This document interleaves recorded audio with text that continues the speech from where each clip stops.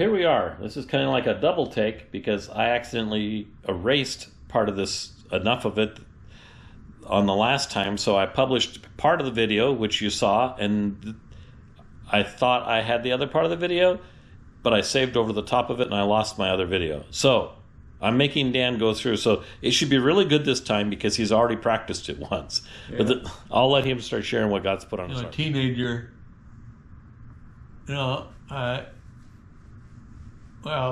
I had been working at a office supplies place where I was the janitor and I was the delivery boy, and I made minimum wage at that time. It was $3.15 an hour. So that's how long ago that was. I haven't been a teenager in a while. So anyway, I had met Kim and I was wanting to get married and get a house and things like that, and I could not afford that, obviously, on that wage. And God kind of put it on my heart that I needed to start paying my tithe.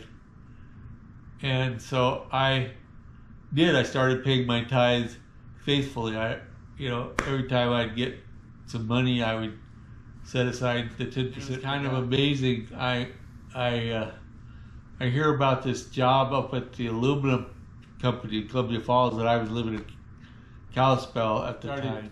Calculating some numbers that I was thinking, if I wanted to be able to buy a house and I wanted to be able to, afford starting a family at the time, I would probably need at least $12 an hour. It just seemed like a huge amount to me at the time because, $3.15 an hour just wasn't adding up to anything. I heard about this job up in Columbia Falls and I went up and applied. He liked me, and I went through the, interview and stuff, and I told them, I think I need $12 an hour, and they were offering me 10, and I said I need 12, and they said okay, we'll do it at 12, but you have to go down to the temp agency because you're gonna have to work as a temp, and just let them know that it's gonna be 12 and not 10. And I said, okay, So I went down to the temp agency, which was in Kalispell, and I went in there and I told them, hey, I need to get set up for the job at the aluminum plant. And I said, oh, it's gonna be at 12. They said, no, they will never pay more than 10. I said, well, they will. I already negotiated it, and I already got the job. And then they said, okay, you got to sign these forms. And I was looking at it, and they wanted a huge amount of money if I ever went to work for the aluminum plant and not through their temp agency. It was some crazy amount, like $400 a month plus other percentages and stuff like that. And I said, you know what? I went and interviewed. I got this job myself, and I got the pay myself. You guys didn't even help me with that. I said, I'm not going to sign that document until you take all this stuff off. And so they took it off so that I could go to work for the aluminum plant, because I said, that's my plan, is to go to work for them, not be a temp all my life. And so they agreed to that and wrote up my own contract, and I signed it. And I started working at $12 an hour. And then after just a few short weeks, I think it was 3 weeks, they said, you've been doing a really good job. We're going to give you a $5 an hour raise. I said, really? So I went from $12 to $17 an hour. And that's starting at $3.15. And all I did is start paying my tithes, And I was amazed. And then, this thing started kind of going bad for the aluminum plant because their biggest customer was China. And that China became their biggest competitor, started making their own aluminum, for cheap. And, writing kind of was on the wall. And then they did they went and they cut a bunch of people out of IT, which is what I was in, and I wasn't one of them, which shocked me because I was the only temp. I did not get cut, and I stayed working. And then time goes by, and they started cutting more people, and on the third round, they were cutting again, and HR guy said I needed to come, see him at the office. I go, okay, I know what's going on here. And I go down to talk to him. He says, okay, since you're a temp, we don't have to do any severance, but we are going to have to, lay you off. He says, but we decided, we're going to give you 2 months of pay, anyway. Praise the Lord. So, well, I said, well, thank you, I appreciate that. He says, oh, by the way, don't actually get another job. If we can swing it, we're going to bring you back full time. And I said, really? And he said, yeah, we kind of missed our opportunity before, but now we just have to. And I said, okay, that's fine. So I just went home and I got on unemployment right away. And I told them, hey, I got this severance. They said, don't worry about that. It's only money you make while you're on unemployment that you have to claim.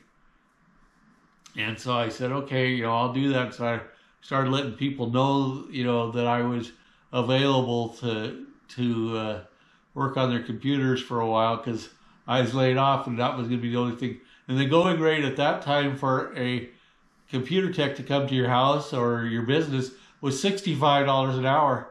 And so that's what I charged.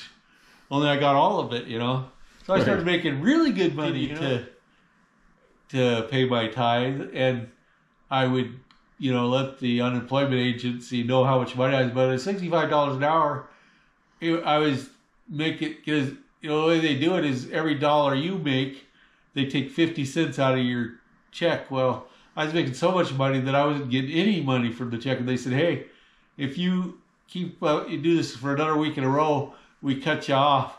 And for some crazy reason, I was worried about being cut off. I shouldn't have been. I should have just said, okay, bye. I'm just going to keep working for myself at $65 an hour because, I was making tons of money. But what I did is start taking little vacations and only worked like every other week, and not even full-time weeks because at that amount of money, I was getting to the point where I might accidentally make more than double what I was getting from unemployment. And so I would lose it, so I just would take vacations. And, it's funny, it's pretty rare when you have both time and money vacation, Right. I'd never been in that situation before. Always had to save up and everything, but I was making such good money unemployed that I was actually even wondering if I wanted to go back to work. And then I get a call and they say, hey, Dan, we'd like to make you an offer back at the aluminum plant. And I said, okay, I'll come and we'll talk about it. So I headed up there and they ended up offering me $45 an hour in equivalent pay because they just give me a salary. And it was a really huge salary. I was surprised. And, you get with that, you never had to worry about, whether you had a job or not, because you would get, your 40 hours a week no matter what, with the salary. And plus I'd get, insurance, and I would get your retirement and all. I had accepted the job. Plus I really loved it there. I love my coworkers, my boss, and the people I was working for. The management there were all great, and I was really enjoying the job. So I went ahead and I went back to work for them. Electricity prices went insane. You know anything about aluminum? Aluminum is mostly electricity for its components. I mean, yeah, there's alumini and all kinds of things, but you put more electricity into it, for the dollars than anything else. And the electricity prices just went crazy. But somebody told me they had like 3 years of contracts, so we had like 3 years. But I heard about this job up in Laurel, at the refinery there, asking God if I should go for this job, and I prayed about it, and I asked some people at the church I was going to if they would pray for me, to whether I should go for this job, because, I still had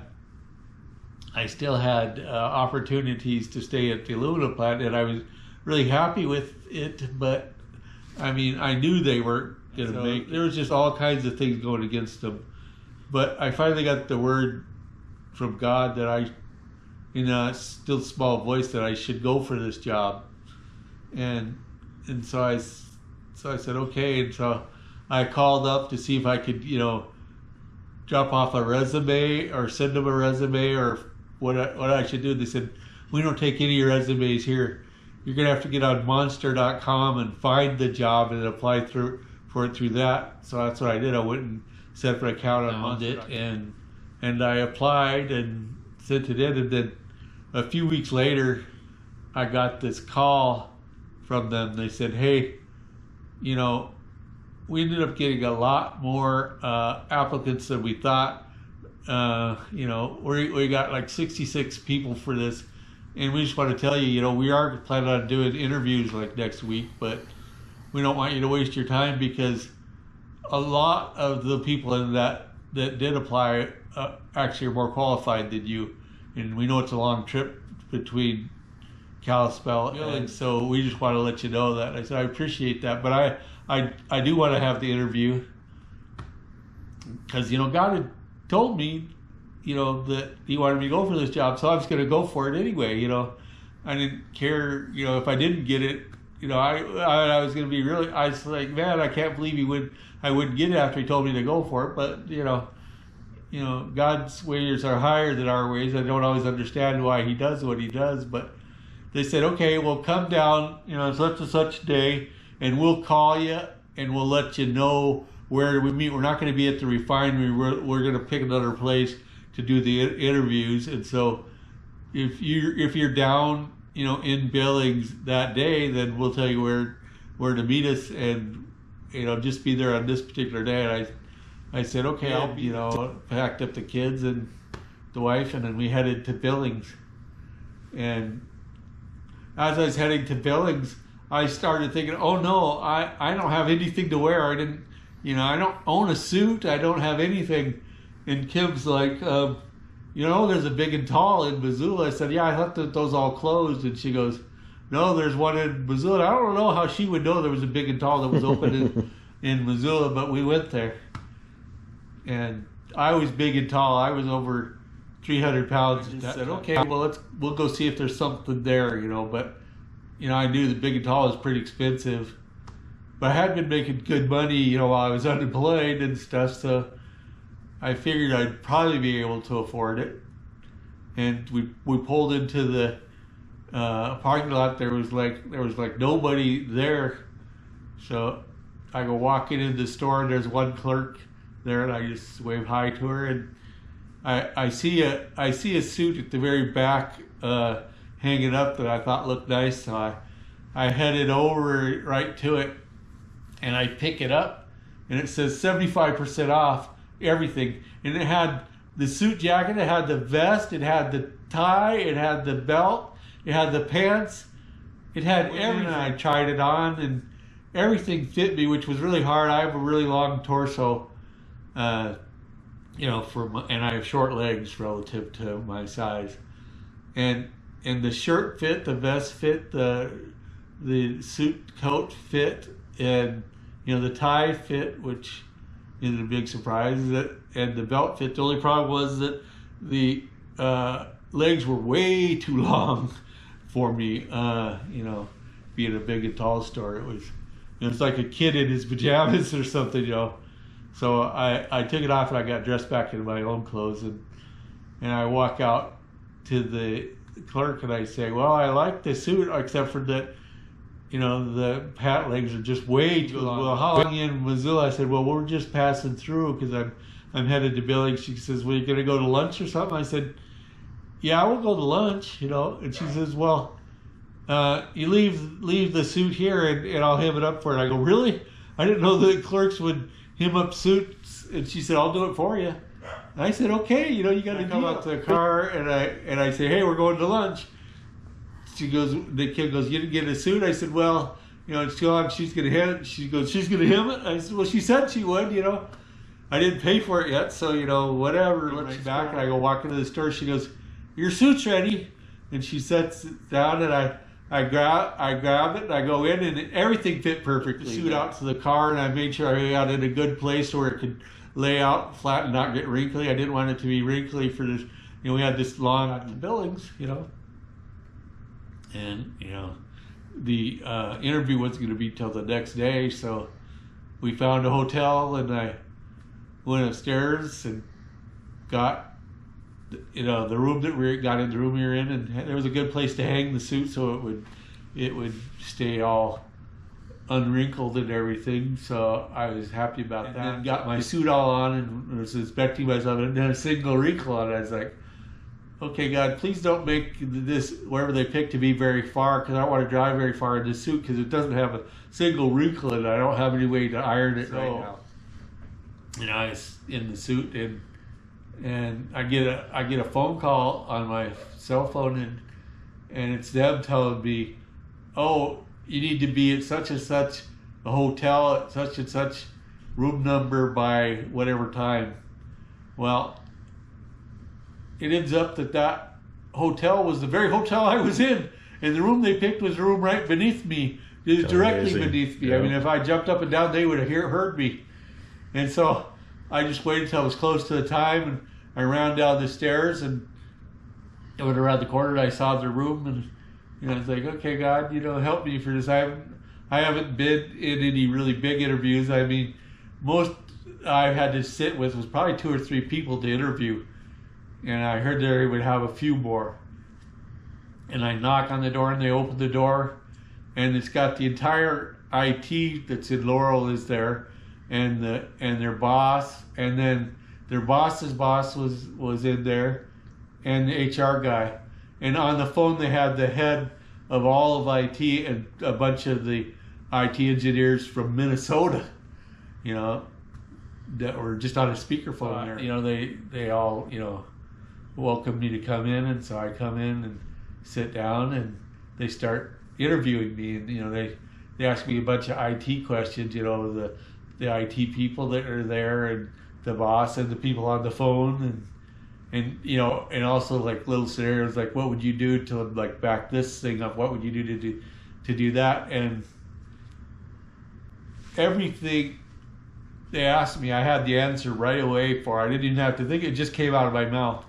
The Holy Spirit was helping me, and it turns out He knows quite a bit about IT. Yeah. He answered every question for me. I didn't have to even think about it. I was just happy with the answers.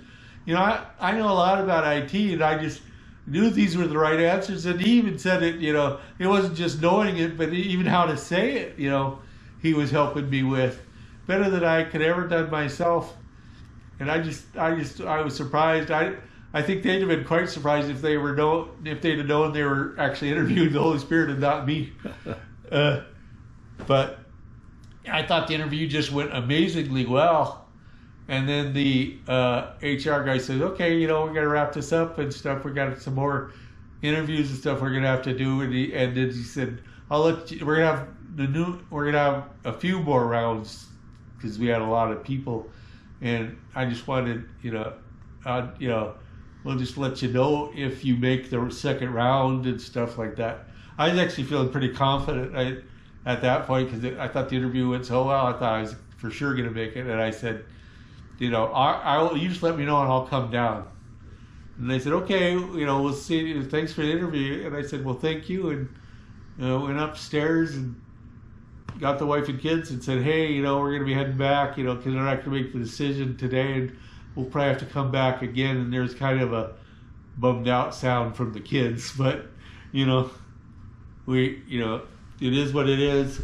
And so I said, well, shall we head back? They said, yeah, but can we go to the mall? I said, you want to go to the mall here? And then, yeah, there's a Build-A-Bear in this mall, we found out. Oh, I said, really? Okay. I said, well, the kids have been pretty good. They took that whole trip without much complaining, and they were good in the hotel room and everything. So I was like, okay, we'll just take you. You guys can get a Build-A-Bear.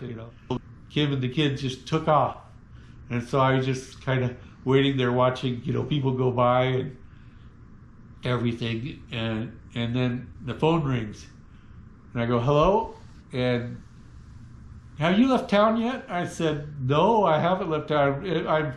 I'm at the mall. Can you come back to the refinery, not to the hotel, but to the refinery? I said, sure. What's up?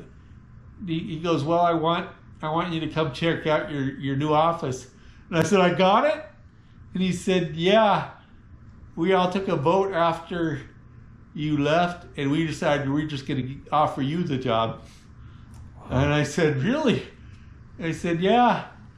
And so I waited for the kids and Kim to get back, and we were headed over to the refinery, and I went in there, and he goes, yeah.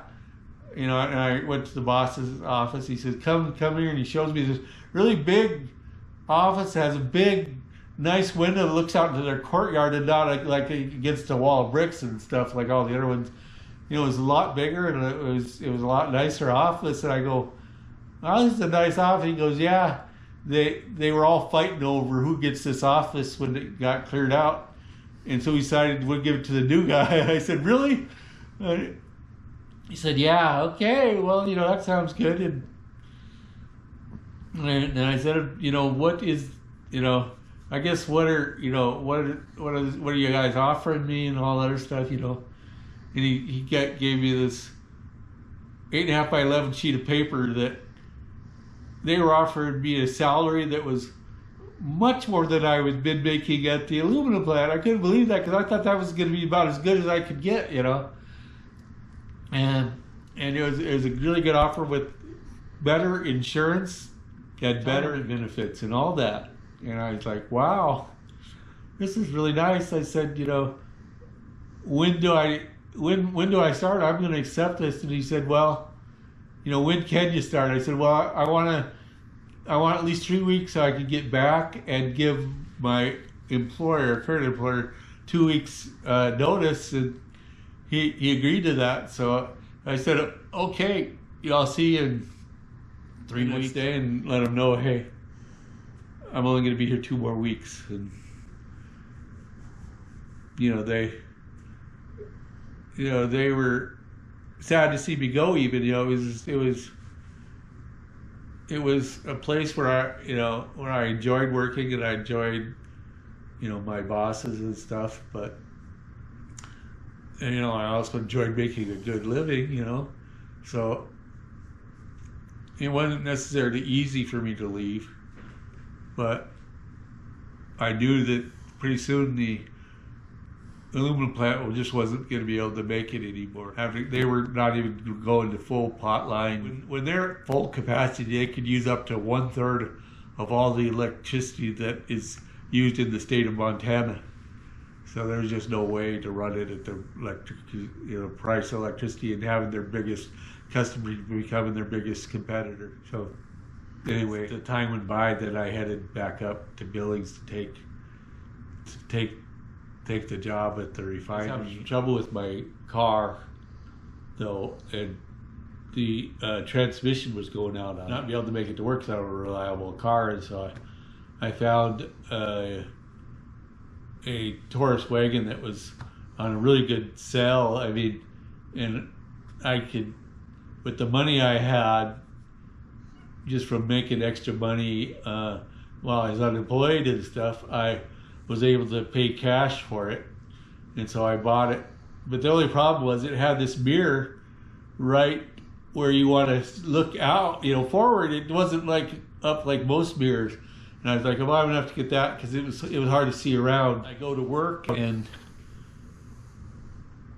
I pull into their parking, which has a bunch of islands and stuff and parking spots, and I see this guy, and I go, and he jumps out of the way of me because I couldn't quite see him onto one of the islands, and I go, oh, that's the plant manager, isn't it? I was like, oh no, here's my first day. First day of work. I better go apologize to him. I don't know what else to do.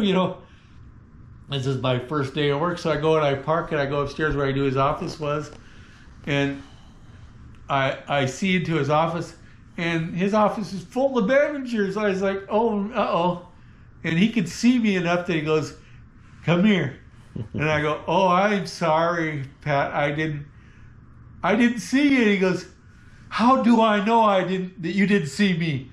And I says, the first thing that popped into my head, and I like to joke around a lot, so the first thing that popped into my head was, well, Pat, if I'd have seen you, I'd have got you. And that got the whole room just laughing. And then he let me go because he was laughing too. So I went down and I told my boss, hey, I might have a little bit of a problem here. I almost ran over the plant manager, and stuff. And, you know, Pat wasn't angry about it at all. He didn't want any kind, you know, he didn't try to get me in trouble or anything. And actually, you know, me and Pat kind of became friends after that, you know, and I still consider him a friend today, even though he's retired from, you know, the plant and stuff. He actually came to try to visit me while I was in one of the nursing homes that I ended up being in while I was trying to recover from this stroke. And a lot of people were talking kind of bad about him, and I couldn't understand because he was such a nice guy. I didn't understand. But what I found out was that he was getting accused of something. I don't even remember what it was that I knew he didn't do. And I said, Pat, aren't you going to defend yourself? And he says, no, it's best if they're just mad at me, because otherwise they'll fight amongst each other if I, you know. And I go, really? You're not even going to defend yourself? Because, you know, they're saying all these things about you. And anyhow, stories get a little bigger that he did this, this, and this, and he was like a big backstabber and stuff like that. It wasn't true. And, you know, if you know Pat Kimmett and you're mad at him, you might just think, because it's possible that he didn't actually do what you think he did, because I'll bet you he didn't do it. He was not a bad guy at all. He was a really good guy. And I still do consider the job, and I didn't lose the job on my first day, and I continued to pay my tithes, and I got raises every year and bonuses, and really good bonuses and stuff like that. And God has, you know, He only asks you for 10%, and even though I can't guarantee that He'd give you more money, for me it was a lot more money than that 10%, that way more. Whatever He gives you, you know, I guarantee you that you'll like it a lot more than that 10%, you know. And don't let the devil trick you out of your blessings. You know, that's the one thing God says you can test Him on. Mm-hmm. He says, you know, test me and see if I will not open the heavens to drop blessings on you. You know, when I think about all the blessings, you know, my wife, my kids, my house, I mean, I got a better house here than I had back in Kalispell. I have more friends now here than I had back in Kalispell, and good friends, you know. And the church I go to is a blessing too. You know, the pastor and his wife and many of you at the family church came and visited me and gave me, you know, inspired me when I really needed it, because I kept being told I needed to go on hospice, and I was starting to believe it in different times. But you guys, you know, helped me through it. And when my family was in deep trouble because my boiler, you know, had broken down in the middle of winter and froze up, and there was water spraying from our vent into our living room. And you guys came and helped. And, you know, I was really frustrated, you know, with God about that, because I couldn't come and I couldn't help my own family. But you guys came up and you stood in there for me. And even though I was really frustrated with God, I said, God, I don't want you to hear that I'm frustrated. You know, I don't want you to hear any complaints, because you don't deserve that. You've been good to me, and I don't want to complain to you. I know how that turned out for the Israelites, and I don't want to do that, Lord. So don't hear that. But I say, I know you care about how I feel, so I just want you to know how I am. You know, I feel really frustrated, and I said, Lord, please just help me to walk. And right while I was saying that, my left leg that had been completely placid just started flopping around like a fish at the bottom of a boat. And I knew I could suddenly move my foot and my toes and my knee and stuff. And then the nurse that had been evaluating me, I think his name was Todd, you know, he came in right at that time, and I said, would you evaluate, you know, me again? And I pointed at my foot, and I showed him I could move my foot around and I could move my toes around. He goes, well, that's new. And he goes, and that's new. And he goes, can you bend your leg? And I bent it up, and he said, yeah, that's new. And he says, okay, push against me. He picks up my foot and puts it in his hand, and I push, and he goes, "Oh, strong." And I felt really weak. I felt super weak, but I mean, my leg was starting to at least work to my commands, even though it was super weak. And that was the whole problem. I couldn't stand, later on as we did things, I couldn't stand on it because it couldn't even help me stand. It was just too weak, even though I could, adjust it and things like that.